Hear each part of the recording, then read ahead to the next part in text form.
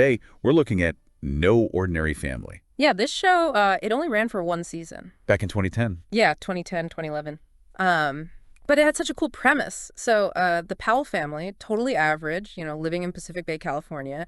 They go on this trip to the Amazon, and after a plane crash, their lives get flipped upside down. They get superpowers. Yeah, they get superpowers. We're talking super strength, super speed, mind reading, like all the classics. So dang. And so we're gonna unpack all that today, right? Like, who are these characters? What made the show interesting? Why, even though it only had that one season, might it still be worth checking out today? Right. So, I mean, right off the bat, we've got the Powell family, and each of them has their own power set, right?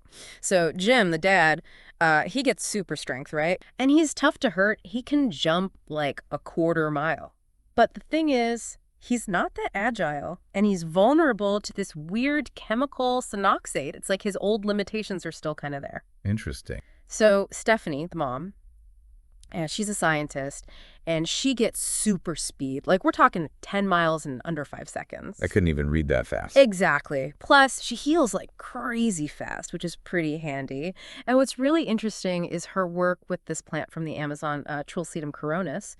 It's connected to how they all got their powers. There was even this serum that gave her light speed for a little bit and even let her time travel. Time travel. Yeah, like a little bit, but still. So like superpowers on top of superpowers, right? Like she's already got the super speed, and then they're like, well, how about time travel too? Right, exactly.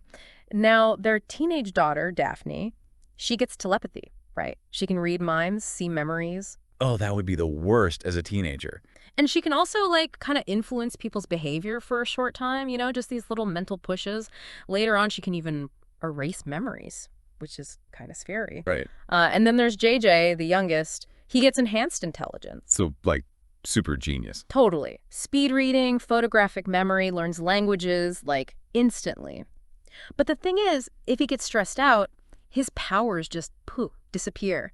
It makes you wonder if even the most amazing abilities can get crushed under pressure. Makes sense. Yes. I mean, I know I don't perform well under pressure. Exactly.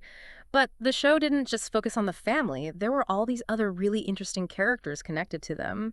Like Stephanie's assistant, Katie, who's totally obsessed with comics. Oh, yeah, I remember her. She ends up with telekinesis, but only while she's pregnant. What? Yeah.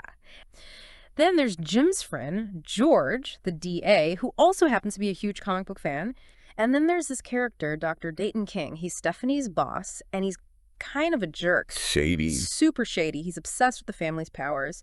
And he gets his own from a serum, but it backfires. It's a little bit of a cautionary tale.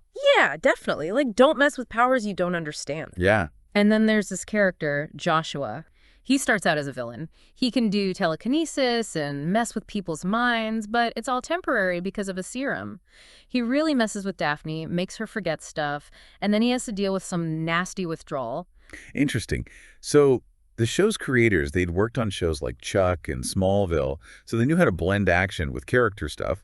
And the early reviews for No Ordinary Family were actually pretty good. People liked that mix of genres. Some even said it was kind of like The Incredibles, but with a TV show vibe. Yeah. A lot of people like that, but the ratings just didn't hold up. Yeah, and they canceled it. Some people said it got a little too focused on the science fiction stuff and lost some of that family comedy feel. Yeah, and some thought the title was maybe just not that catchy. And it ended on a cliffhanger, right? Ooh, yeah. Totally. They hinted at this whole bigger world of people with powers out there. So if we had to sum up No Ordinary Family, I think it was about that big question. What happens when the everyday meets the extraordinary? And what happens when that happens to, like, the most basic unit, the family? Exactly. It's about how they react, how they learn to use these powers, and how it all affects their relationships. It's a really unique mix of genres. And even though it only lasted one season, I think it left some interesting questions hanging. So for everyone listening, what about you? Like, what parts of this superpower meets family life thing do you find most interesting? Yeah, and what kind of stories could they have told if the show had gone on? Like, what would happen to the Powells as they, explored this whole new world of powers? It definitely gives you something to think about. Thanks for listening, everybody. See you next time. Forgotten sci-fi television.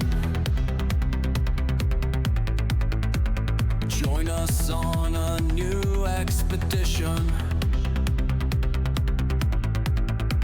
Searching through the TV archives for the show shows that fail to realize